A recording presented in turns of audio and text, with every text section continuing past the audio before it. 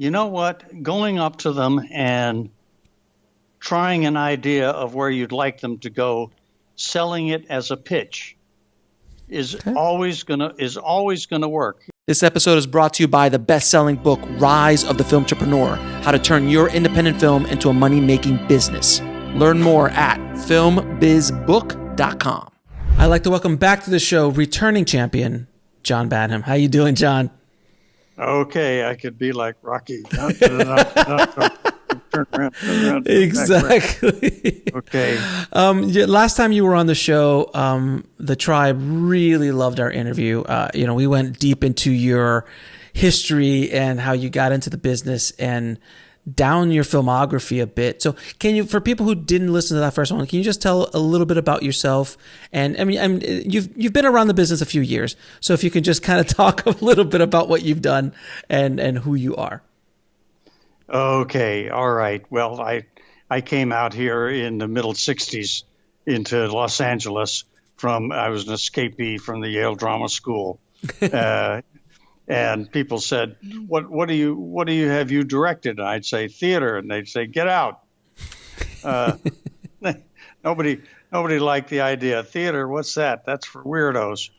And so my first job was in the mailroom at Universal and delivering mail with my 2 degrees from Yale. There I was. But then everybody else in the mailroom was in the same boat. And the thought of, becoming a director at that point was just kind of ridiculous. It's like you're down at the bottom of the food chain, lower than whale poop, and you're going to be a director. Oh, lots of luck. Mm-hmm. But I spent some time as a casting director at Universal. They eventually trained me for that, and then got involved with some producers who let me start directing. And it's a television at Universal. And then my first movie was with James Earl Jones and Billy D. Williams and Richard Pryor, called Bingo Long Traveling All-Stars, which was about a Negro baseball team back in the 1930s when the black people, could not play with white teams and vice versa. But they could if they were barnstorming around the country. So that was kind of the history of that, of those teams where the players were so fabulous. They were much better than the white players, but nobody knew it. Right. That movie actually, in a weird way, got me Saturday Night Fever, which was the next movie that I was able to do, and that tells its own story. Yeah, we went in deep in how that entire phenomenon happened back in the day. So I was lucky to get to make a lot of really good movies like War Games and Blue Thunder and Short Circuit. That a lot of people say they grew up with Short Circuit. And how is number 5? How is Johnny 5? Oh my God, Short Circuit! Are you kidding me? When I saw I was in 5th, if I remember correctly, that's 85, 86, if I'm not mistaken, around that time period. That's right. Yeah. So I was in 5th grade. So I was, I don't know, 10 years old, 10, 11 years old, something like that. And when I saw Short Circuit, my whole world changed. I was just like, I thought it was the coolest movie I ever seen. I was just so enthralled with Johnny 5. It was just so wonderful. And yeah, I mean, I grew up, obviously you've heard this 1,000 times. I grew up on your films. Point of No Return, Drop Zone, Nick of Time, War Games, Saturday Night Fever. I mean, I grew up watching a lot of the films. And it's so funny that your career started in television, then went into features, and then you've kind of gone back to television and kind of been playing in that ballpark for a while. That's right. And the business has been changing nonstop ever since I started in the mailroom. It's changed a bit. It's just so different in so many ways. You take hours to go through all the stuff as we changed from film to digital, and the studio system disappeared, and so many things. Now streaming has become such a big part of our lives, so that the difference between film and television has vanished. I mean, it's not there anymore. And in the middle of this terrible pandemic that we have, the movie business has almost completely vanished, and it shows up now in places we never thought, like our iPhone. We can stream the latest release of something. It's pretty insane how production is halted, and we could talk a little bit about I know everyone's talking about trying to get back to work here in Hollywood. And there's TV shows waiting, and there's movies waiting, and everybody's waiting. But at the end of the day, nobody really knows how to really do it. And there's so much like right now, as we're recording this, we're still kind of in that first wave of the virus, and now it's starting to come back. And we're a few days away from July 4th.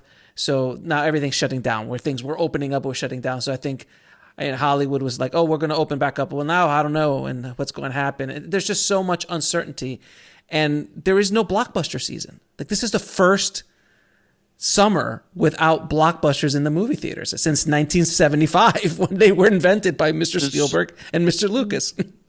That's right. Since Jaws and Star Wars, they've gone away.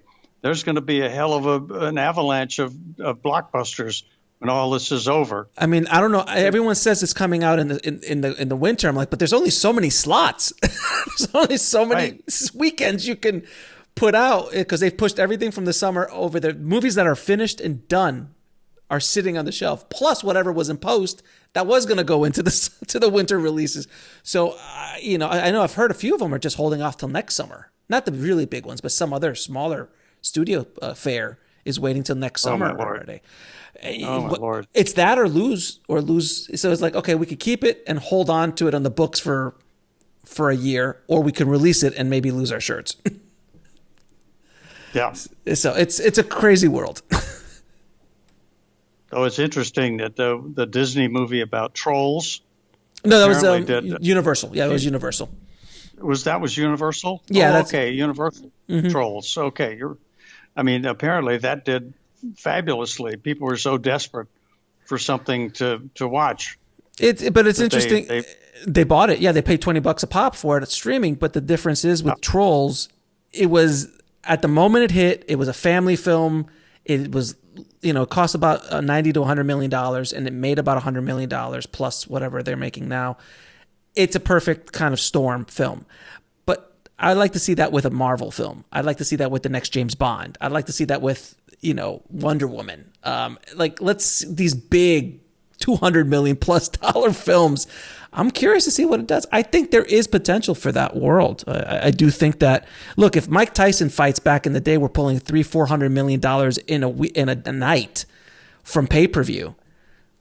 Right. There is a potential for that to, for the next big Marvel. Like, imagine Avengers. If Avengers came out right now at $20 a pop, I promise you that movie would probably make $150-200 million this weekend. Right. I think it would. But it would be interesting. The whole world is changing so rapidly. Nobody knows what's going on. It's such a unique place in time, specifically for our industry. And you've been in our industry for a few years now, so you've seen things change. Absolutely seen things change, but you got to keep up. I mean, you can't let things get ahead of you, or there's just no way of catching up. Yeah, and one thing I love about watching your career is that you have kept up. You are working on, as of this year, you've been working on television shows and very, very hip and happening kind of fare out there, and it's amazing to watch how you are continuing. You're an inspiration to all directors out there, that you keep going and you keep making great work. After these years, it's really an inspiration to watch you. Well, it's fun doing it. That's the good part. If it can be fun doing it, then you're inspired to do more of it. I mean, just working on this show, ABC family show called Siren.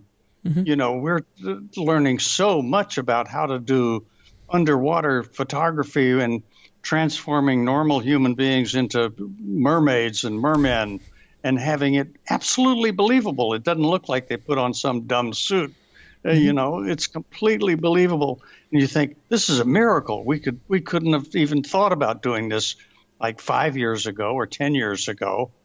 And it's so marvelous to see, you know, if we can imagine it, we can do it nowadays, which is quite something. Would you agree that the you already said it, the line between television and films are starting to blur a bit, but I'm noticing, just from my point of view, that the technology that's happening in television right now is so exciting, specifically like in The Mandalorian with the volume and all the things that they're doing. They're starting to create very high-end looks and budget look, production value at a very low cost. And I think that as this whole industry starts to shift, as we are shifting right now, the $250 million plus film, might become a little bit more extinct because it's just financially, like right now we have no movie theaters. So is there a business model that makes sense for a $250 million plus film without a theatrical release? As we start shifting more towards streaming and moving towards that world, I feel that a lot of filmmaking they're taking from television now, as opposed to television taking from filmmaking, as far as cost is concerned and quality. Correct? Yeah. Well, I mean, The Mandalorian is just like another almost quantum leap forward. It was strangely with history going way back to the very beginning of film, where rear projection was the standard of doing things, and then it became outmoded and turned into blue screen, then sodium screen and green screen and all these different screens. But now there we are right back, because they could invent these giant LED screens. So you get what you see is what you get. You have this marvelous stuff, and you probably don't have to move the camera around very much at all, because you just keep moving the background, changing things around. What I saw from there's a behind the scenes series on Disney Plus explaining the technology is now with the camera talks to the background. So as the camera moves in real space, the perspective changes only in the view of the camera. So you could see, if you're just standing behind watching this whole thing, you just see the focus change, you see the perspective change. So it's like you're on a real location. It's mind-blowing. It really is. Right. Absolutely. It's a YouTube video, isn't it, that explains all of that.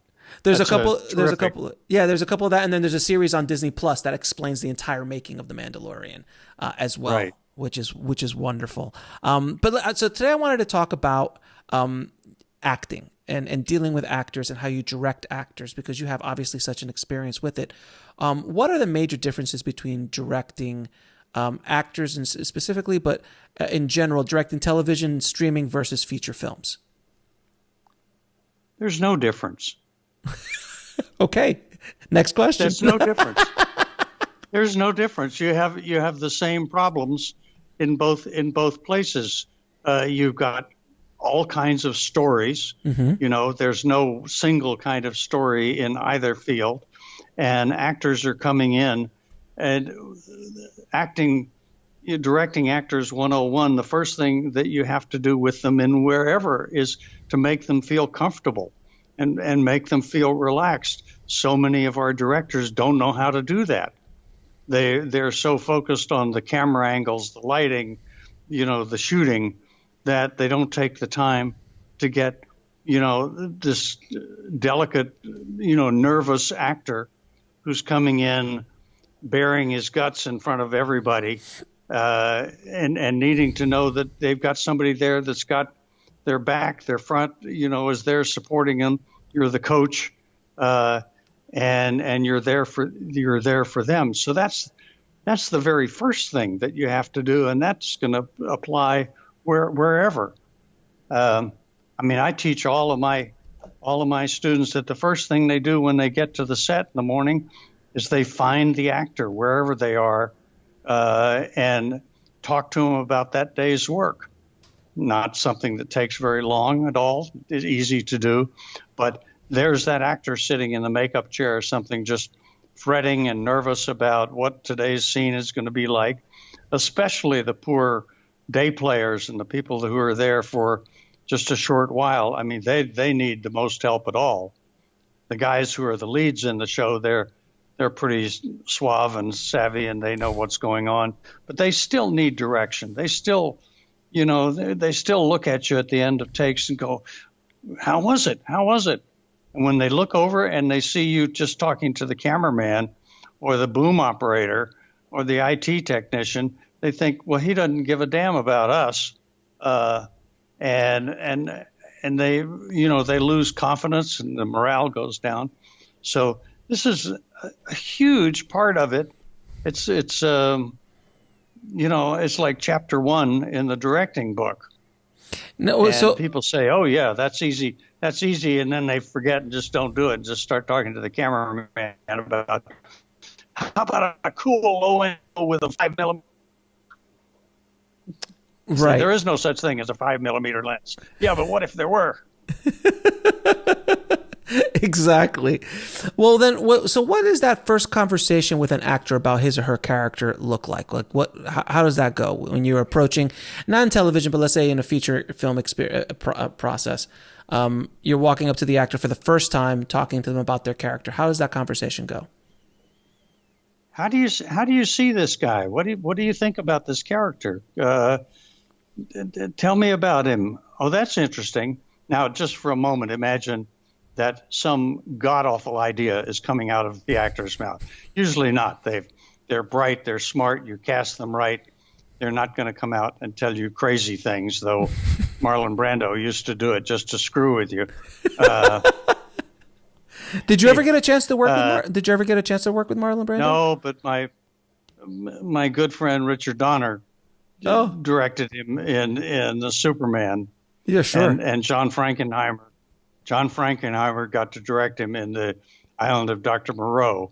Uh-huh. So I've heard some stories, and he just liked to mess with people just to see if the director knew anything or just to entertain himself.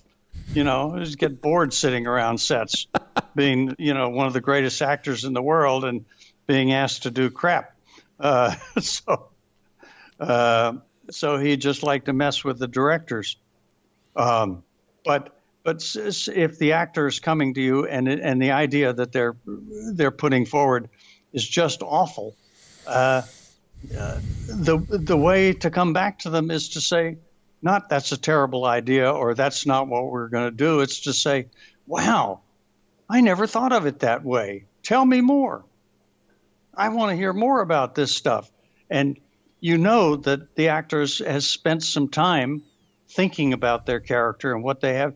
Let them get a chance to get it out. Let them get it out. If you don't let them get it out of their system, it's going to be in there just causing trouble. And whereas once you share ideas, and this goes down to even discussing how the scene is going to be blocked, and how this moment is going to be. You're always listening. You have to train your listening genes to be paying attention and not to be selling your own ideas as much as giving the actor a chance to kind of catch up with you and see what they've been thinking about. Because, gosh, guess what? They might actually have a good idea. And if they don't have a good idea, if they have a terrible idea, you can usually start to work around it. If you ignore it, it'll just come back and bite you. So,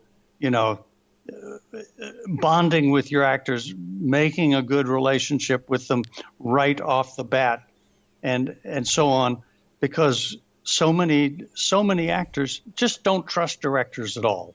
Mm-hmm. They've been manhandled and ignored, and directors are afraid of them, hide in Video Village, behind a bunch of displays and have the headphones on, which never come off. And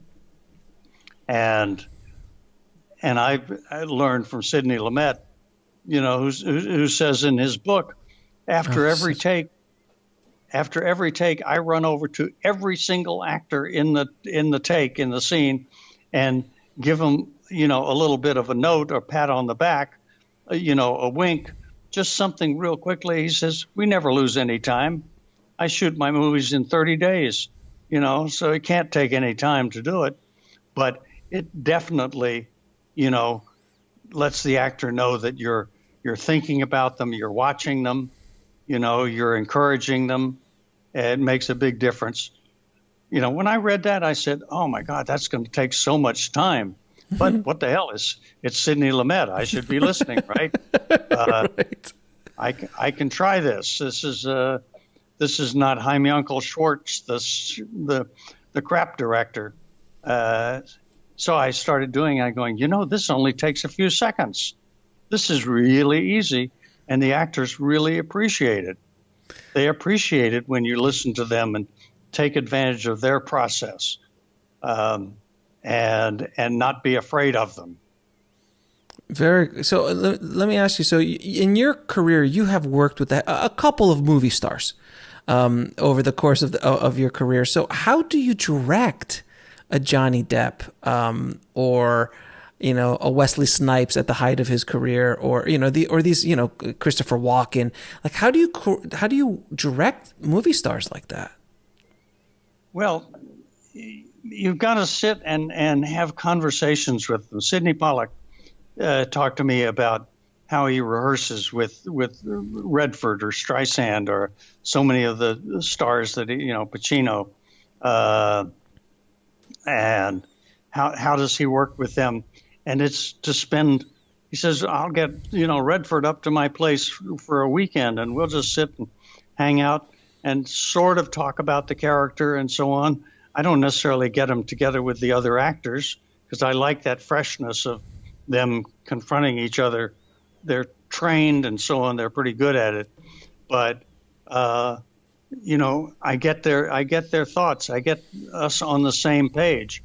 I don't want to get to the set and find out that we see the character totally differently. Now, if we're on the same page for that, I'm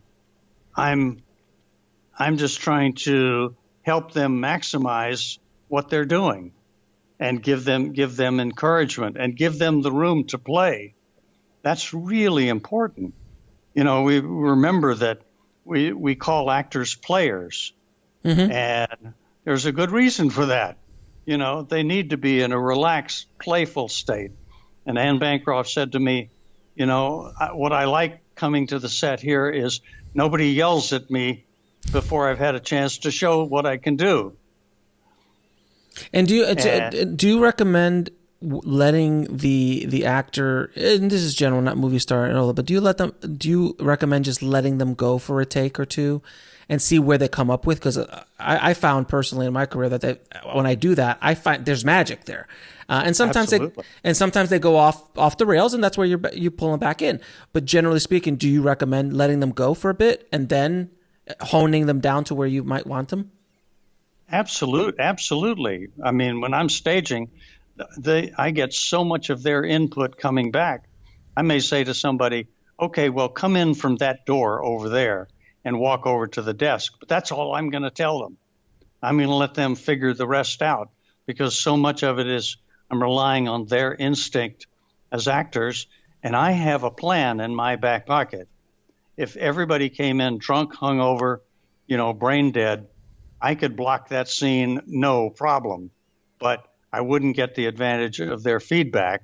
But so I come in totally prepared, and also prepared to totally forget everything I prepared, and being willing to just say, that's okay, a better idea came up. It's all right. But if nobody has an idea, I've thought through it enough so that I'm not blindsided. And the same goes for now. Once they're performing the scene and they're doing the takes, let them go. Let's see where they're going. Or if you didn't get a chance to do that, and they were tied down to a certain way of doing it, you can absolutely freshen the scene up by saying, do it completely the opposite. This is, play this as a comedy instead of a tragedy. Let's shake the scene up here, or do something completely different that you'd like to do. That we can't. I'll say there's no way we can screw this up because we've got some good takes here, and So it's not going to hurt if you can try anything that you like. And sometimes they say, "Oh, great, thank you so much," and it comes out exactly the same. But that's okay. They appreciate.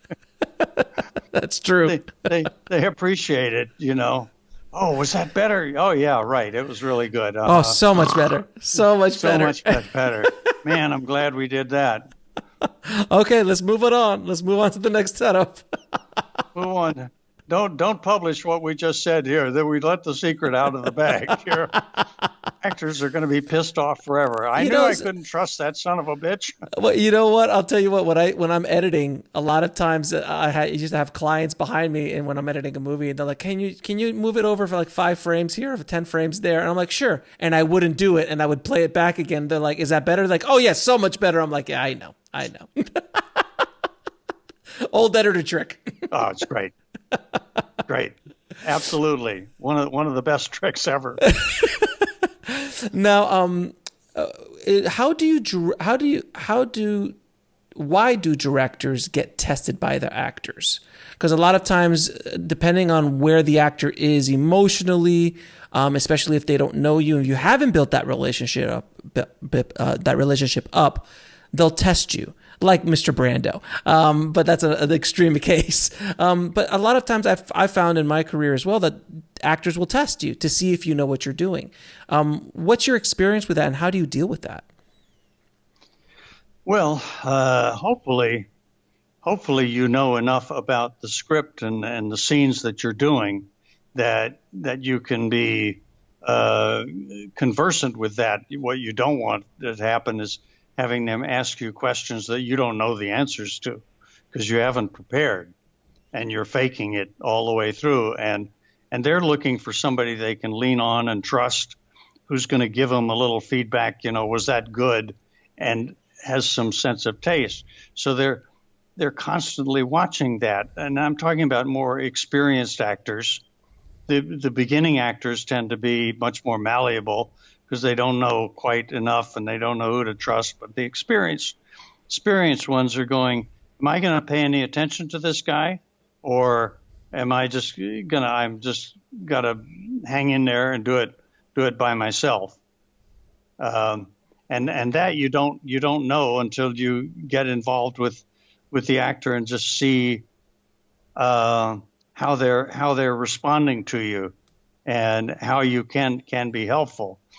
Especially in television, you cannot go and tell one of the leading actors about their character. They know about their character better than you'll ever know about their character. What you can tell them is, here's a slightly different way to approach this scene. Let's try to make it your objective to sell the other character, to persuade the other character that you want them to do something in particular, as opposed to the way you're doing it now. So you give them different verbs, and active verbs is one of the real good tricks that you have to learn. That an actor will say, give me a verb, give me a better verb. Sell, persuade is not working. How about seduce? Seduce, I can do seduce. Okay, let me have it. Yeah, so I find that to be an issue with a lot of first-time directors or younger directors or inexperienced directors, where you're right that a lot of times they'll try to, like, either, God forbid, give them a line reading or like try to be on the nose with kind of like try to like micromanage the performance, and that's very difficult for an actor to do. Whereas if you just say, instead of saying, okay, I want you to do this and then I want you to do this with your words and that word, you can't do that with an actor from my point of view. But but what you just said is brilliant. Just like, I want you to seduce him, or I want you to seduce her in the way you're talking. And that changes the dynamic of the entire scene for the actor and for the scene in general. Would you agree? Oh yeah. I mean, what you're trying to avoid is what we call result directing. Yes. I want you to be happier here. I want you to be better. I want you to be faster or funnier. All those god awful things. Or how about this one? Okay, let's do this with a lot of energy and give it a lot of heart. The actor Right. thinks this guy doesn't know what the crap's going on here. He doesn't have a clue. But, you give them a good verb and they're going, great, I can play that. That'll be fun to play. That's another thing that you're looking for, giving them goals that are fun to play, that are interesting that way. But you don't want to be giving them result directions or faster, funnier, those kind of things. Yeah, Mr. Can't you cry? Can't you cry in this scene? How about blubbering? I remember seeing a behind-the-scenes documentary of Star Wars where Carrie Fisher and Harrison Ford, they all said there was only two directions that George Lucas gave: faster and more intense. Those are the only two things he said on the set for their performances: faster, more intense.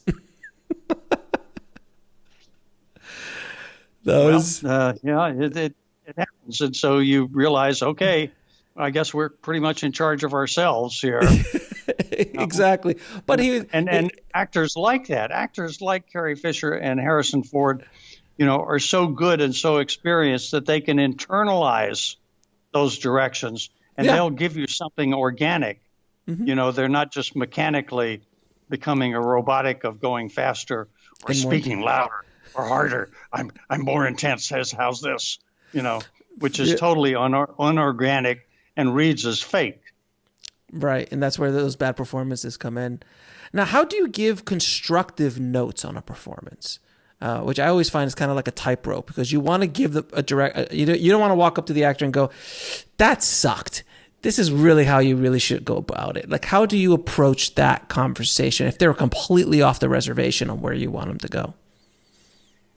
You know what? Going up to them and trying an idea of where you'd like them to go, selling it as a pitch is always gonna work. And you go up to an actor and you say, it's interesting you were trying to, I felt you were trying to persuade him here, but what would it be like if you were trying to seduce him? What would that be like? So notice, I have not said when you tried that persuading stuff, it sucked. Mm-hmm. What I said was, what would happen if we tried it this way? How would it be if we did,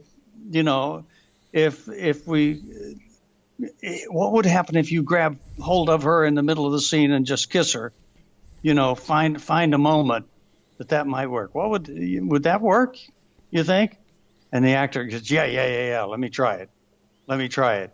So we're not necessarily criticizing, because that's not our business. Our business is we're there playing with stuff. We're trying different things, and we're trying not to be judgmental about it, because actors, no matter how tough they may act, they're very sensitive people, and you don't want to be bullshitting them. So you're saying, okay, we're here in the playground, we're playing, let's try it this way. What would happen if? And notice again, I'm not giving orders, I'm asking questions. That's great advice. That's really, really great advice. Which leads me to my next question. How do you relax a nervous actor? Because a nervous actor is it's like having a skittish cat on set. You need to relax them. How do you relax them? Boy, that's tough. I think sometimes if you've got a little bit of time, to take a break and say, hey, come on over to craft service. Mm-hmm. You want some coffee, or you feel like some a Coke or something, and go over and just be talking to them about everything but the scene.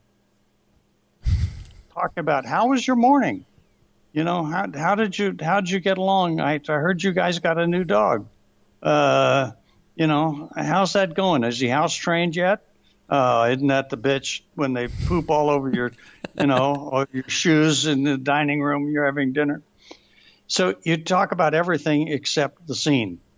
And Uh, First of all, it kind of helps them see that you're not freaking out about it.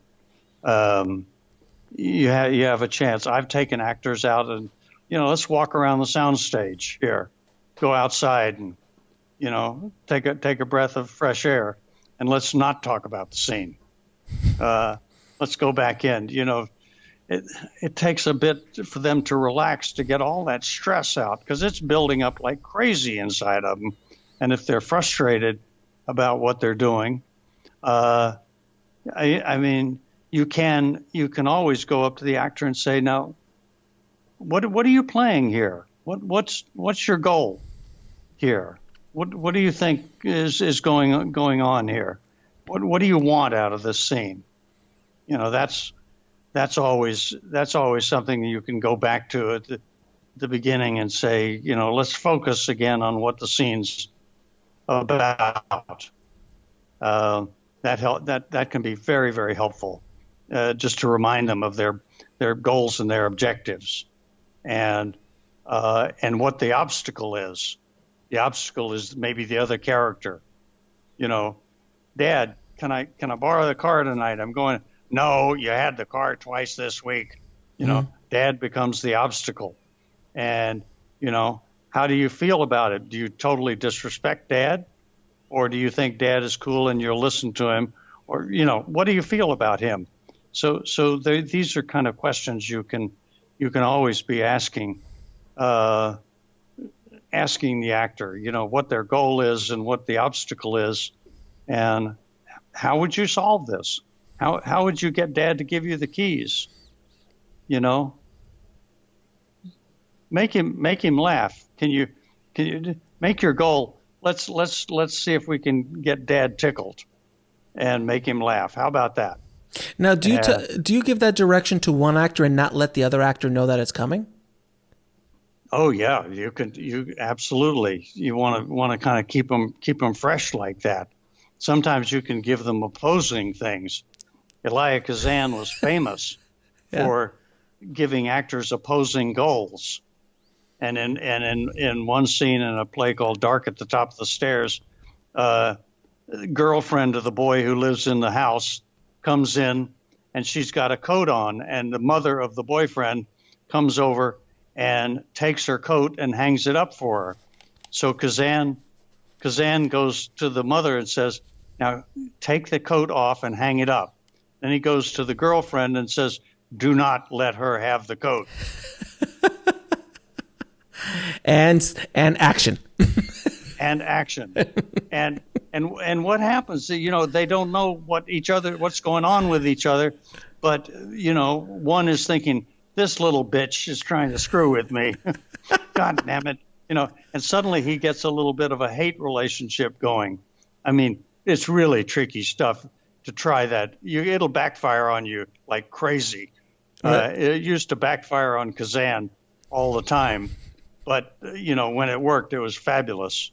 You'd get these weird moments between actors. Right. And they're just like, what's going on? Yeah, that's actually really great.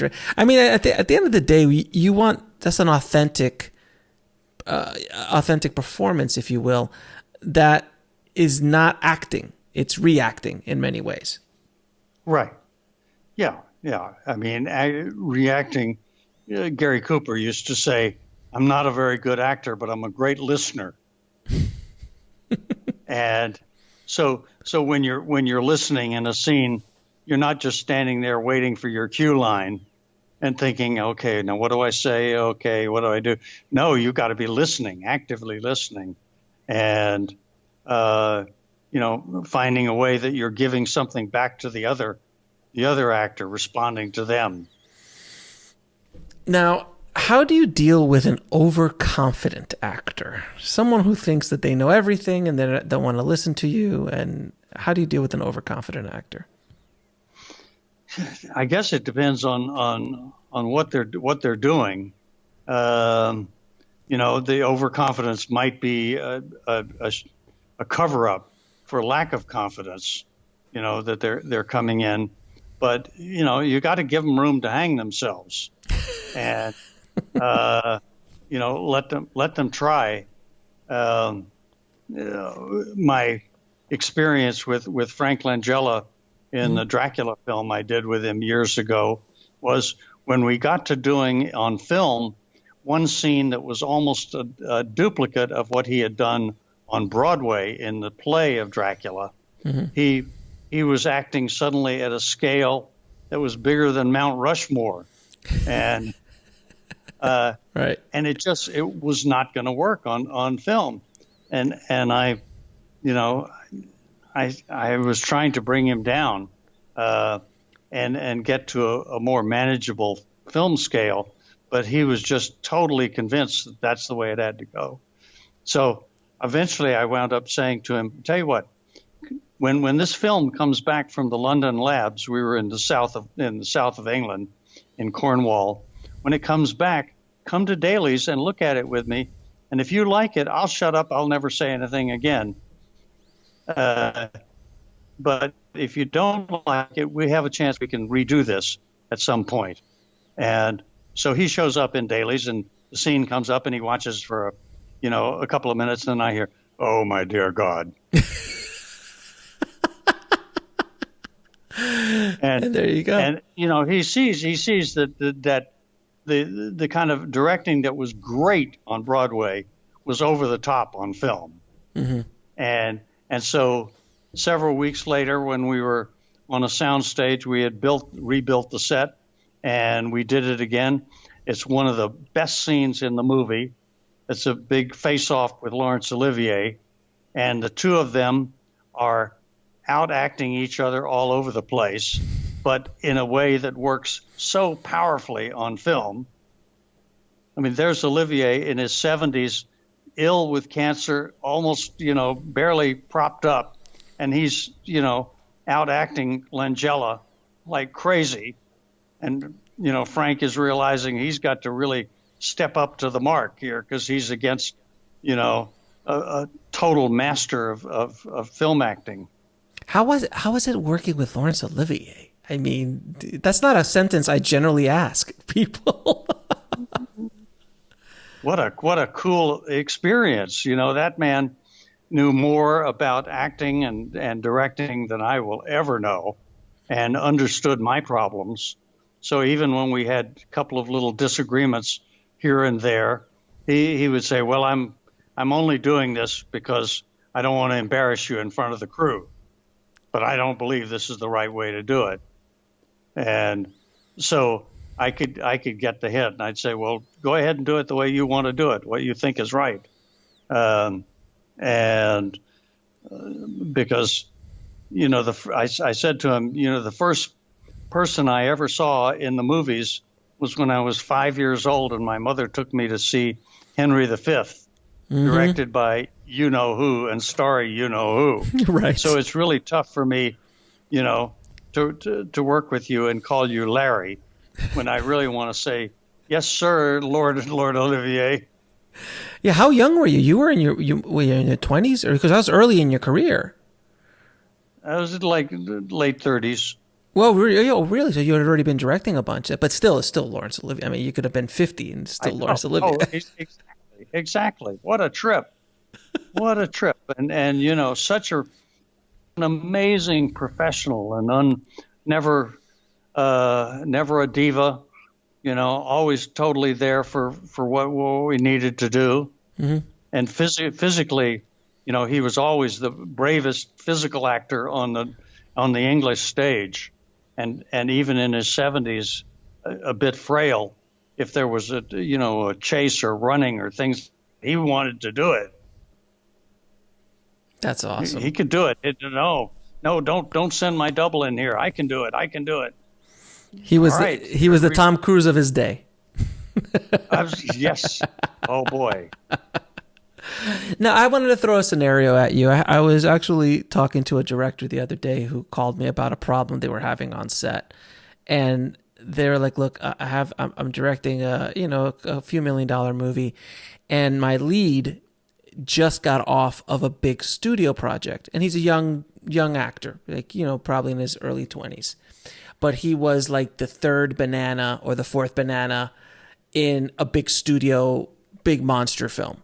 with a very big movie star who will remain nameless. In that big studio movie, that movie star, he started to idolize how that movie star did everything.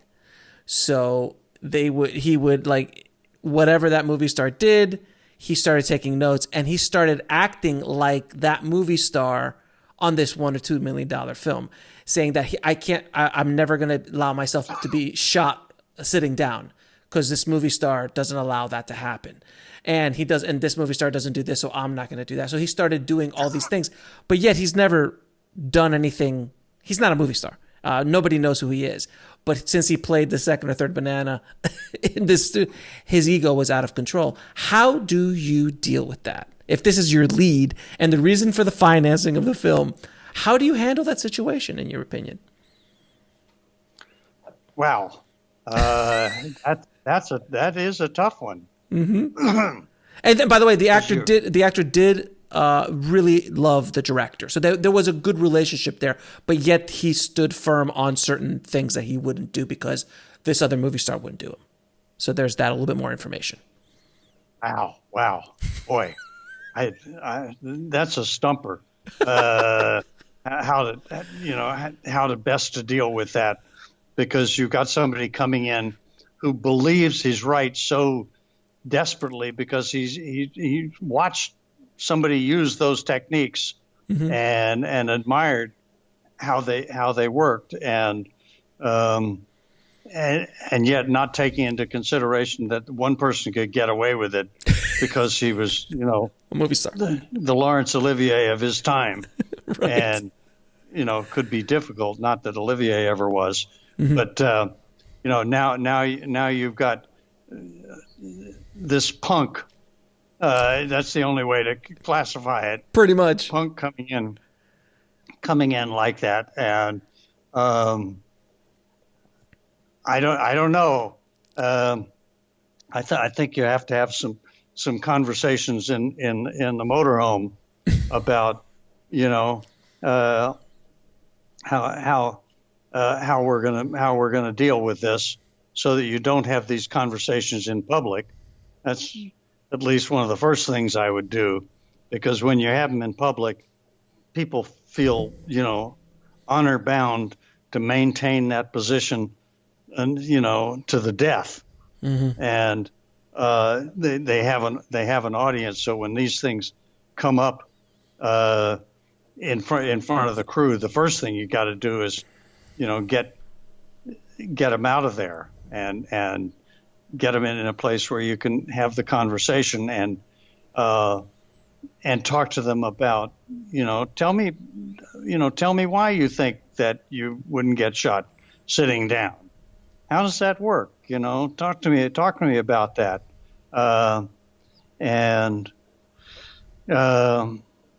see if you can think out of good argument, but definitely you'd have to hear them out.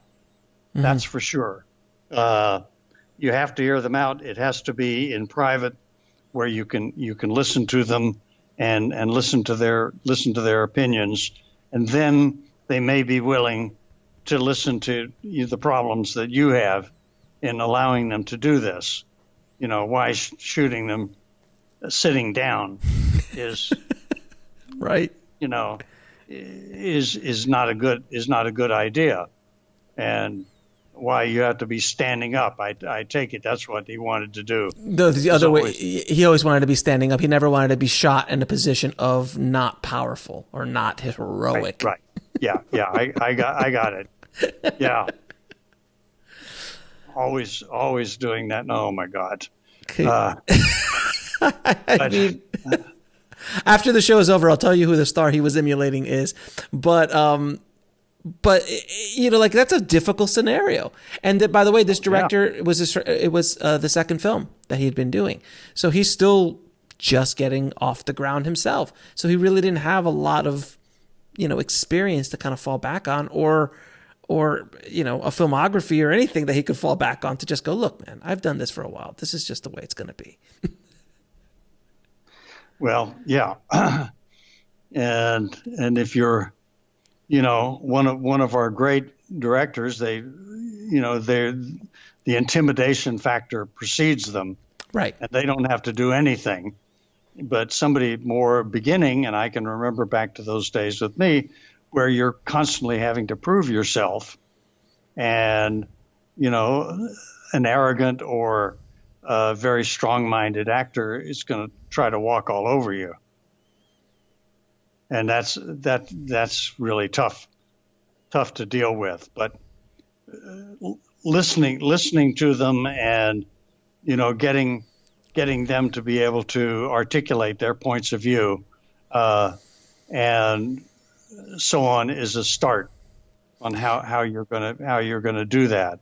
But do you feel that a lot of this is just fear and insecurity? I mean, when you have an actor who's doing that, it's just coming from fear and insecurity. And if you can address that, you might be able to break through. Right. Yeah, of course it is. It's a very defensive thing. It's, here's a way I can get through my life. I've seen a guy who can do it a certain way and is really cool when he does it this way, so I'm going to emulate that. And now I have to defend that position at the same time, and I get very defensive about it. So the first bad thing I could do is come in and say, no. You don't want to do that. I had you may have heard me tell this story with worked with Goldie Hawn on a movie called Bird on the Wire. Sure, Mel Gibson and Goldie, yeah. And there's a scene where she and Mel Gibson, when they were boyfriend and girlfriend years ago, were riding on a roller coaster, and she thinks back to that. She tells me on the day that we're lining up the roller coaster shot that she hates roller coasters. She's only been working with us on the picture for 4 months, but now she picks the day to tell me she doesn't like roller coasters, and she doesn't want to do it. Right. And we shoot something else that day, and I'm going, well, this is half our day's work today, and so I was saying, well, tell me more about this. Why are you afraid? And how does this bother you? And I let her talk about it. And I said, one thing I think that the roller coaster does for us is it helps show the relationship between these when they were boyfriend and girlfriend and in a relationship, and how much fun they were having. So, what would you think? What would you think about this, Goldie? What would you think if we took the roller coaster when it rolls into the station and stops? You know where that is, right? Yes, I know. Well, what if we could back that roller coaster up about 50 or 100 feet and have you be in it, and it just rolls into the station, and you just, act your ass off being delighted and gleeful, and we can use that. And otherwise, I can use your photo double, Dawn, and she can hide her face, and we'll get by with it. She said, well, I can do that. I can do it. Just do 100 feet, roll in. Absolutely. That's all we have to do. And she gets into there, and we get the cameras lined up, and she's sitting in kind of Mel Gibson's lap in the front car of the roller coaster. Start the cameras. It comes rolling in. Boom. It's all done. And I'm running over while the guys are checking the cameras to make sure they rolled. And I hear Mel talking to her, and he's saying, well, that was nothing. She said, that's all there is? I mean, that was the thing? He said, yeah, it's no big deal. And I suddenly went, oh, my God. Okay, quick. I motioned to the camera guys, get away from the camera. I roll the camera. And I waved to the guy who ran the roller coaster, start the roller coaster, go, go, go. And it just took off with them in it. I'm assuming you had a camera in there covering it? Oh, yeah, we had 2 cameras on it covering it. And it goes up and around. I'm going, I am in such trouble if she didn't have a good time like this. I am so screwed. I can't believe it. But I had to just go for it. And it comes rolling back around about 2 minutes later. And her eyes are as big as saucers. And she's laughing and cackling. And carrying on and say, "Oh, that was great. I love that." And I'm going, "Oh, thank God." And thank God the camera rolled and I'm not fired. That could have turned ugly very quickly. Yeah, I mean, sometimes you just have to pull tricks out, and take your opportunity and kind of trick people into it and hope to hell that it doesn't, blow back on you. Yeah, there's that one scene that just reminded me of like telling an actor one thing and doing another, which is generally not something you want to do. But in the end scene of Die Hard, when Hans Gruber is being dropped from the building, that close up, that like kind of iconic close up shot, the look on his face of fear is because the stunt guy is like, "Oh, we're going to go on 3." And he goes 1 and he let go and he wasn't expecting it. And that fear on his face was actual fear. Oh my gosh.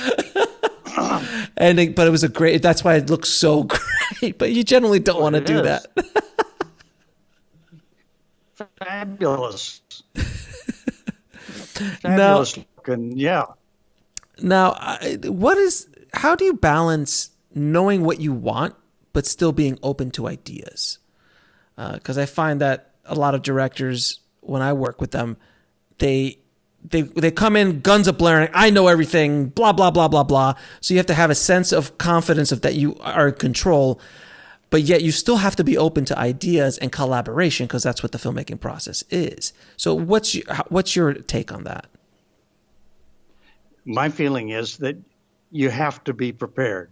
Mm-hmm. You have to be as prepared as you possibly can with answering every question and assuming that you have no help but yourself, that people just barely can do it.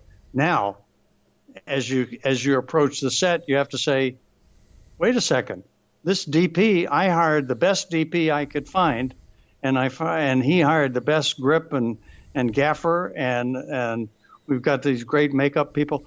Let's see what they bring us. Let's be open to that and see how it works with what I'm doing, so that we wind up with a blend. If nobody's got any ideas, I know exactly how to do it that I think will work, but I really want to hear what the other people are doing. So I will turn to camera operators, for example, as I'm staging a scene.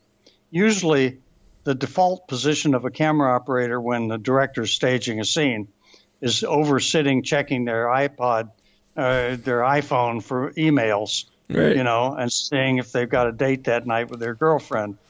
But I say, no, you guys have to stand over here and watch me stage these scenes, and I'm going to ask you when we finished how we're going to shoot it, and you're going to tell me. So be ready with an answer. So I make them watch, and I make them contribute. Well, I think we could go over here and we could do this, and I think we could do this. And so what we wind up with is maybe a blending of ideas or trying a couple of different approaches to things. But I really make people come in and collaborate with me. And they're used to working a lot in situations where they just sit back and wait to be told what to do, mm-hmm. which is the worst use of creative people. These people, I'm a camera operator, but that means I got here because I've got a very creative sense of, how to work with this piece of machinery. And, I don't want to be stuck into just a robotic operator of a piece of hardware. I want to be able to, contribute an idea. So if they know that I'm open to it, they're going to be more open to. So I get great suggestions that way. Now, I have to ask you, in your entire career, is there a scene, is there a moment that you consider like, this was just magic, this was amazing, this is my favorite favorite scene that I directed? What is that thing in your filmography that you still can remember to this day? You're going to think this one is crazy. Go for it.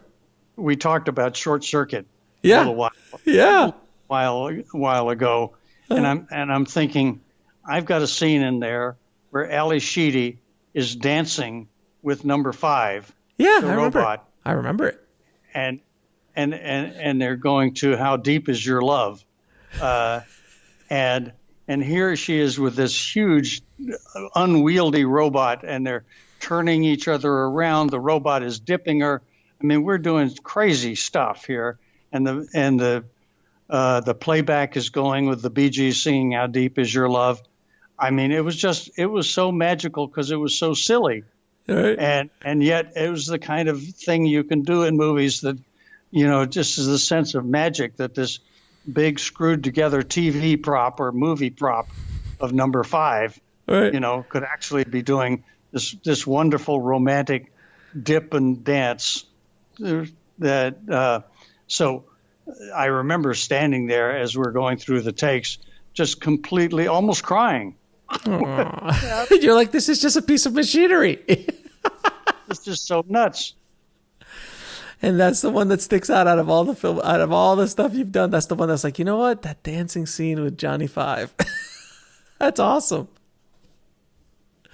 I mean, I'm sure there's plenty of others, but the first one that pops up in your head is that you go, wow, well, that means something, I guess. Yeah, and I mean, obviously, a movie like Short Circuit would never be made in today's studio system. Most of the films in the past that you've directed would not be made in the studio system, and that's generally for any film made in the 80s. Almost wouldn't be made in the studio system. I mean, do you, as a creator who's been around for so long, do you find that it's kind of sad that there's no as much risk taking in films? I think there is more in television, but in films like Short Circuit, Stakeout, those kind of films, War Games, these kind of films that would just not be made in today's world. And now they're going back to reboot it, like Gremlins and The Goonies and all of these, like, that would never get made in today's world. And I think we're a lesser society for it. I think we should be doing stuff like that in the studio system. What's your feeling on it, seeing how it's changed so much? Well, I have to look forward to what we can be doing going forward, and not worrying about what we can't do anymore. Okay. And I am seeing, this opening up of streaming and television and video and so on, where so many things are getting made that have their own magic and their own special thing to them. You're right. That would not be made in the theatrical system, because it's hard to get people off their butts and out to the theater. The people that like to go, the young people, because they want to get out of the house. They don't want to be stuck in the place. And older audiences tend to, not be so flexible about that. So we're paying attention to that. We're seeing, so many places, not just the 3 networks, but now suddenly all these different channels. Now we've got Netflix, and we've got Hulu, and we've got this, and Apple Plus, and Disney Plus, and Google Plus, and everything is plus. So there's so many possible places that you can take material now that it's possible to make, that I don't think television would have made years ago, but now they're much more open to much more edgy stuff. Watching the 2 versions of Catherine the Great that have been on recently, one that's a complete romp and one that's very serious. I mean, I can't imagine those being made as a movie nowadays, though back in the 70s and so on, yes, they would have made the serious version, I suppose. Right, exactly. Now, what are you up to next? What are you working on now? Well, we're just getting a book ready to come out. About 4 or 5 years ago, we published John Badham on Directing. Now we're doing the 2nd edition, which is so much more about surviving television, how directors can survive the landmines and the political minefields that is television. it's such a different setup from directing feature films where you may be toward the top of the food chain, you as the director. But now in the world of streaming, you're way down the food chain. It's really tough for a director who finds themselves constantly about to be run over by so many people who are in charge here and there. And how do you survive this?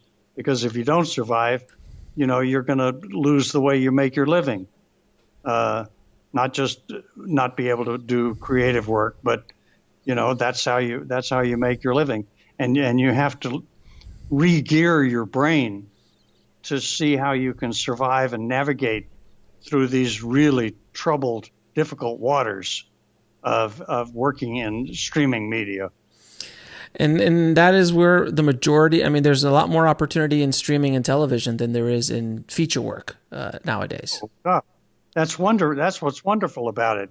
I mean, instead of there just being 15 or 20 dramatic shows a week, now there are hundreds of them. Mm-hmm. And I tell my students at Chapman that I know we all want to make feature films, but I bet that most of us are going to start making our living, in a smaller medium.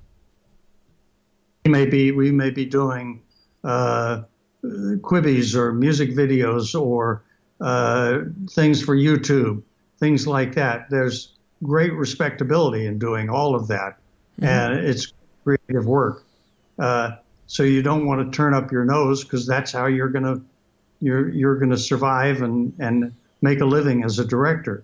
If you're going to be snobby about it, you may never work. Very true. Very, very true. So, now, what advice would you give? What advice would you give a filmmaker trying to break into the business today?